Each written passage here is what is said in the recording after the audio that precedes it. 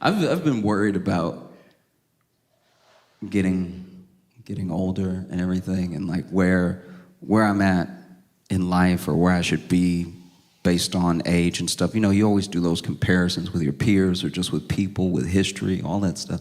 And I think I'm especially freaking out because I don't know what type of old man I'm gonna be, because I don't think you get to choose. Do you know what I mean? I don't think a lot of old men want to be the old men that they are. And it feels like there are some very specific lanes you can go down. You could be a creepy old man, you could be an angry old man, you could be a sweet old man, you could just have dementia. You know what I mean? Like it feels like there's only 4 ways you can go. And I'm scared I'm gonna be an angry old man, you know? That's why I try to live my life. I try to be present so that I won't look back and wish anything or have regrets or get bitter or anything like that, because I'm already starting to get angry old man tendencies. Because I already hate kids, but not kids in general. I got beef with specific kids like an old man would. Like it's like 4 kids where I'm like, ooh. Because there's nothing you could do, so I just hope something bad happens. You know what I mean? It's just 4 of them. So it's not kids at large. It's just, I'll tell you about one of them. I was walking down the street, walking to the train, and there was this little Girl Scout, selling cookies. All right? And we got into it, okay? No, you need to be on my side. Hear me out. So I'm walking down the street, and then this Girl Scout is like, cookies, cookie. Like, she just working her corner, I guess. And like, cookies. And then she sees me. I'm trying to avoid eye contact. I don't want to have anything to do with this right now. I'm trying to keep a good diet and everything. So I'm trying to stare straight ahead. And then she's like, would you want some cookies? And like leaned into my field of vision. Like, would you like some cookies? And I was like, oh, no, I'm okay, but thank you. Have a good day, right? I said all that. I didn't even say any of that. I could have just kept walking. I could have acted like I didn't hear her, right? But then she goes, as I'm about to pass her, she right here, right? And then as I'm passing, she goes, it's okay if you're broke.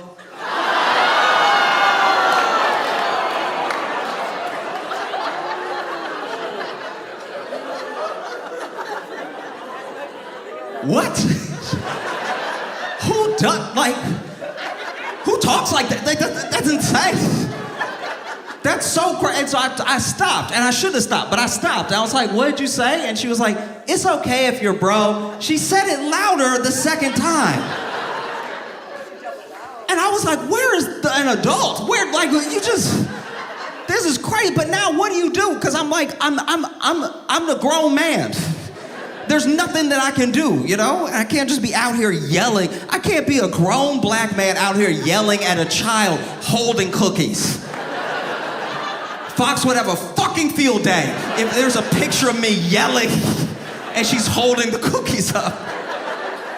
So I hit her with everything I could. I was like, Santa ain't real. Tooth Fairy not real. And she just stone cold stared me in my face. It was like, and you don't have any real money. It's like, what do you do? What do you do? There's nothing that you could do in this moment. So I was like, okay, I'm gonna go home and I'm gonna pray.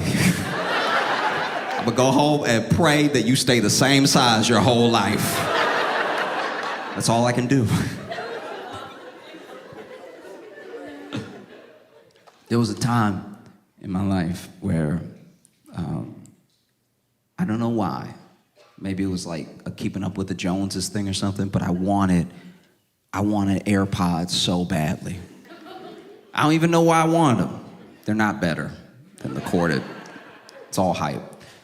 But I wanted them, but I didn't feel like I could afford them. I felt like it'd be too much to spend on some AirPods, right? So I just shut down those desires. I saved up my money. I was like, I'm gonna spend my money on something that's not going to pass away. I'm gonna make sure that I spend my money on something that's going to give me a lot of joy. So I spent it on a trip to Mexico, right? And while I was in Mexico, I saw a knockoff pair of AirPods that were so cheap, but they weren't just cheap by like the exchange rate. They were cheap in pesos.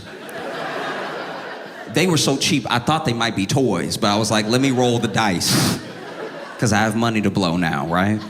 And I bought them, I brought them home, and these had to be the biggest AirPods I've ever seen in my entire life. They were so big, they hurt to put in my ear. They genuinely stretched my ear a little bit because I had to shove them in. And you know how the AirPod's supposed to come like here, just under your ear? These came down, like these were wild. And so I turned it on, and the way you turned them on was each side had a button. That's how big they were, that they had buttons on them, all right? You had to press each button at the same time to turn them on. And when you press the button, it didn't even make a technology noise. It wasn't like, it was just like just immediately in your ear. And I don't know if this is related, but as soon as I turned them on, my balls hurt so bad. Which doesn't even make sense. I was like, how are these connected at all? What waves are being sent through my body right now? Because I went like, and I was like, oh, like immediately. And I had him in for a little while, and while I had him in, my mom gave me a call, and I answered because you just had to hit the button to answer. And honestly, everyone that called me while I was wearing my bum AirPods, they sounded behind me. It was the most unsettling. Like I answered if I was like, hey, mom, and she's like, hey, how you doing? I was like, oh.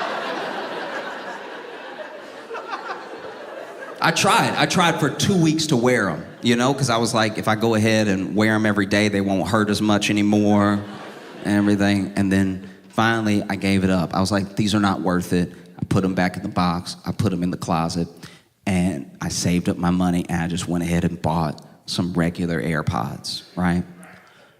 But my ear's like a little too loose now for the standard Airs. Like my right got tight again, but my left, like my ear ussy is like not snapping back at all. It's like, and then if I even yawn, they fall out. Like it's hanging on by a thread.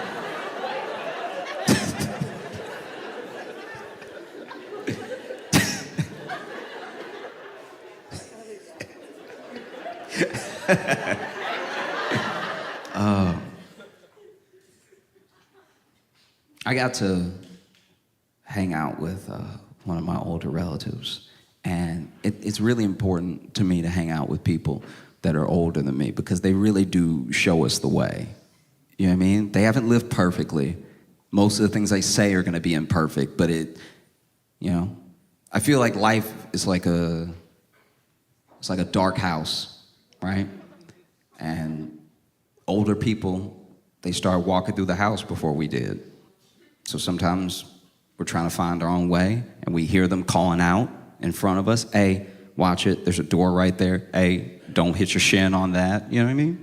But then every once in a while, they'll let you walk all the way out of a window and be like, my bad, I didn't see that one coming. That's on me, all right? Back in my day, we would fall out that window and we would just get back in the house. We wouldn't complain about it. But we were talking, and I realized something, another thing that I worry about, getting to be an old man. When that day comes, I know a few things that are gonna bother me. Every time we would go somewhere, he would get so mad if I made him use his knees. We would get somewhere, and he was like, you didn't tell me they had all them steps. And I was like, what? Would you have prepared or something? He's like, yeah, I would have got my head right for all these steps. Now I just gotta do steps, unprepared. I didn't get to count them out. I didn't get to look at the image, see how many steps it would be or anything. You just want me to go up these steps raw. And I was like, what? Do you mean raw? I feel like enough time has passed that we can talk about it without it being weird. So, I did a lot of protesting in 2020. There was very little else to do. And all the protests that I happened to go to were peaceful. And there were plenty of peaceful ones. There were peaceful ones all across the state, country, world, peaceful. But enough time has passed that we can admit there were some that weren't. There was a couple times I was watching the news, I was like, nah, Target didn't do anything. Well, what was in there? Yeah. And I was having this conversation with a friend, and he told me that he also went to a protest, and he admitted to me that when this protest just happened, it was like out of nowhere. At one point, he was like protesting with the people, and then he saw people starting to run, and then everybody was running, and then somebody threw something, and then it was a riot. It was like a riot around him. And he admitted to me that when it turned into a riot, that he looted, right? And it's weird, because you're never on the phone with a looter. Yeah, I mean, you always see them on TV, they like stock footage and stuff like that. You never like having a conversation. Because he told me, I was like, why the fuck are you telling this on my phone? What are you doing right now? What's wrong with you? And I was so torn about it, you know what I mean? Because a part of me, all he looted was a rabbit. Nah, I'll explain. Basically, this shit kicked off into a riot, and then this man ran into a PetSmart I'm pretty sure was open. Grabbed a rabbit and ran out.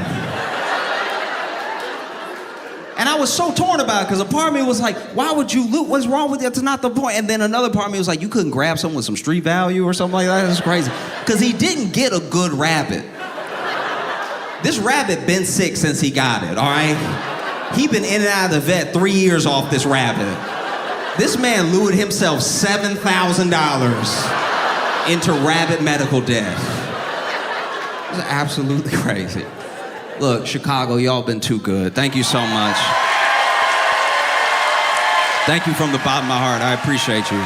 I used to be afraid of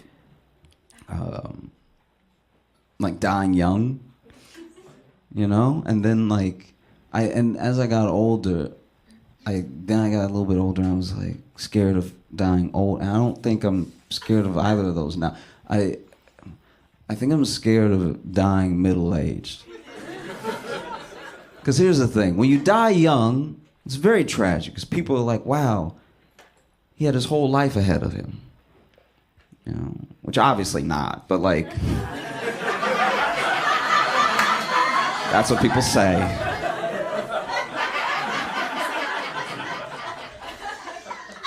And then if you die old, you know, people think that's not sad. That's actually incredibly sad. Because now you've lived long enough to have a long, beautiful life, make a lot of friends, have a big family with like grandkids and great grandkids that are gonna miss you. Nobody misses you like they miss like a matriarch or patriarch of a family, you know?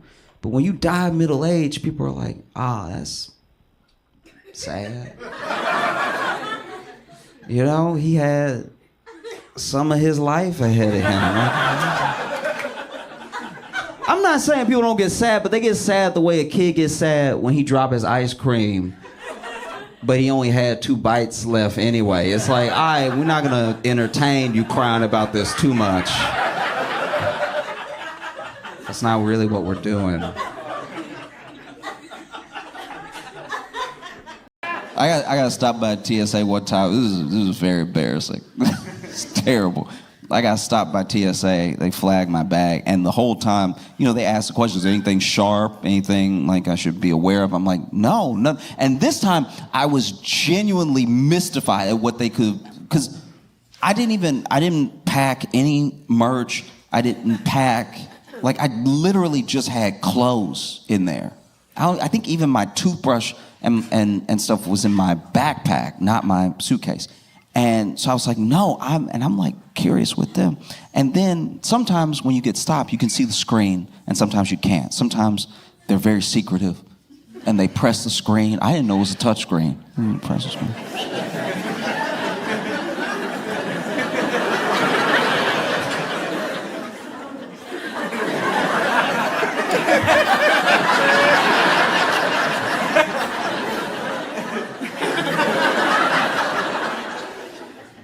And they go in the bag, and this time I could actually see the screen.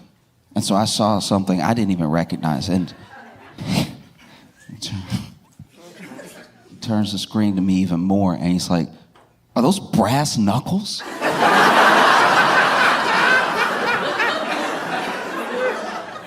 And I was like, "Sir, I don't own brass knuckles." And he's like, "Then what am I looking at here? Like, what is this?" And now I'm freaking out a little bit because this is like the most someone's really like interrogated me at TSA. And I'm like, if it's in the bag, it's yours. You can't just be like, "Oh, it's not my gun." Like, you know what I mean? Like, if it's in the bag, it's yours. And so now in my head, I'm like, "Ooh, I wonder if I like bumped into somebody in security and then they like Ocean's 11 put some brass knuckles in my bag or something. I don't know what's going on. Somebody's trying to jam me up." I'm glad I didn't panic. There was a part of me, look. I don't know if you can tell, but I'm pretty soft. So like, as soon as they had 3 questions for me, I was like, "I didn't do it." Like,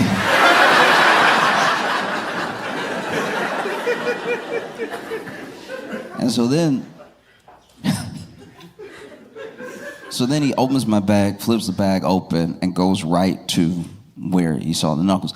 And oh, I was devastated. Because they weren't brass knuckles, just like I thought they weren't brass knuckles. But I forgot they were in my bag. They were toe spreaders.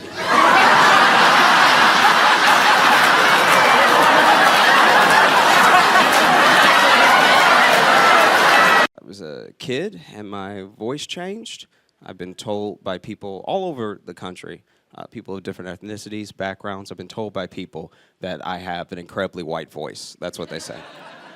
And people try to act like they can't hear it, but if I called and then showed up, you'd be surprised. Like, you know? Every time even my laugh is like, ha ha ha. Like, every time I laugh, someone somewhere gets audited. Like, that's what the auditing is. You know? But I didn't realize how like white my voice sounded to people until I was in Louisiana, where I grew up, and I was running for the bus. And the bus in Louisiana is not like the bus anywhere else, because the bus in Louisiana comes once a year. It's a big deal. You need to make it knees to chest, okay? The stakes are high. I don't know if the bus stops. I've never been on it. But I was running so fast and so hard that I knocked down this old man. And I mean, I cleared him, okay? Normally I'd feel bad, but it's the closest my little body's ever come to football, so I was pretty excited. I was like, he might be dead. Look at me go. You know? But I did feel bad, so I let the bus go. I helped him up to his feet. It was this old black man, and I even realized that he was blind, so I saw his stick. So I grabbed his stick. I put his stick back in his hand, and I was like, "Sir, I'm so sorry. I hope you're not injured. You know, you came out of nowhere. Please forgive me." And then this old blind black man went, "Get your hands off me, honky!"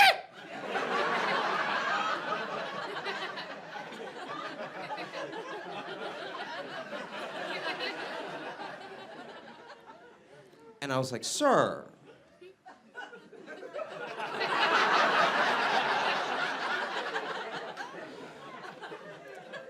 "Sir, I'm black. I'm black like you."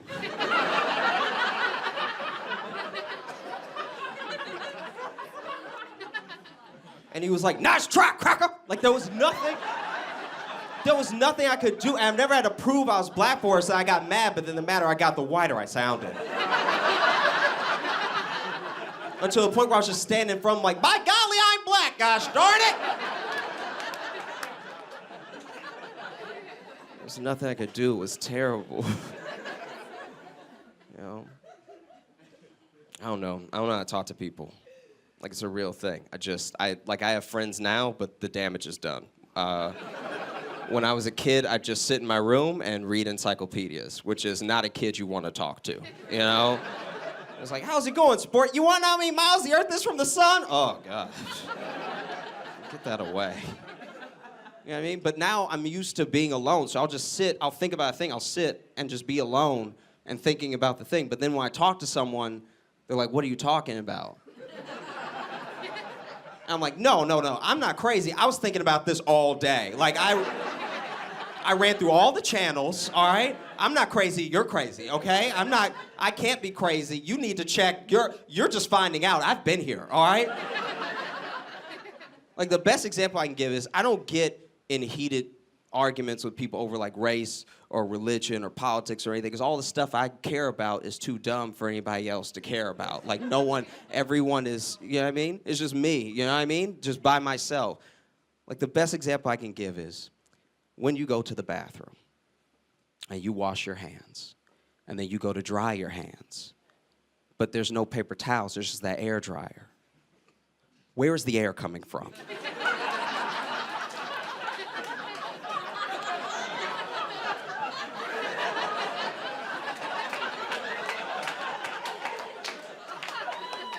Where's the air coming from? That is bathroom air. That is ass air, all right? You might as well fart your hands dry if you're gonna dry your hands like that. So then I leave the bathroom with my hands wet, you know? So then I shake people's hands like, why are your hand wet? Because I'm clean, okay? I'm not crazy, you're crazy, okay? I'm not crazy, you're crazy. Right? You know? Because I would just sit alone and read and think and read more and then have nobody to talk to and then read and then finally talk to somebody and they're like, oh God, what's happening? You know what I mean? Like, for instance, I read a lot of history books, you know, just sitting in my room, read a lot of world history, American history, Southern history, because I grew up in Louisiana, I just wanted to know. And one of the things I read that's always tripped me out, right, is that, like, after the Civil War, they let the slaves go. But the slaves still lived in the South. So you probably ran into your ex-slave, like, all the time. Which has got to be the most awkward ex-run-in in history. Just like, oh my God, there he is. Don't look, don't look, don't look, don't look, don't look, don't look, don't look. Hey! How are you doing? Are you mad? Like, what else?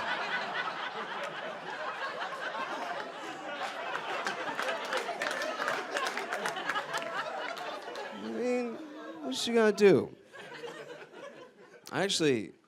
No lie, guys, I straight up, I had a nightmare one time. I had a genuine nightmare that I was a slave, which wasn't even the worst part of the nightmare. The worst part is that I was the worst slave in human history. I was so bad. I was yelling at the slave master, like, I'm not trying to start a revolution, I can't pick it up, all right? No, I passed out from heat stroke twice today, okay? You can whip me if you want, but I'm anemic, so I will bleed out. And that's on you, okay? Oh, you're gonna kill me? Please kill me. Please kill me. I would love for you. This heat is what's killing me. I've had hay fever for 2 months. And then they moved me into the house, but they didn't teach me how to read, so I don't know any recipes. So the food is so bad that even the slaves are mad. Like, everyone is mad at me. And then I almost burned the house down trying to boil some water, you know? To the point where Master comes up to me at the end of the dream, and he's like, look, look, I don't know what to do with you. You free, okay? Like, I can't.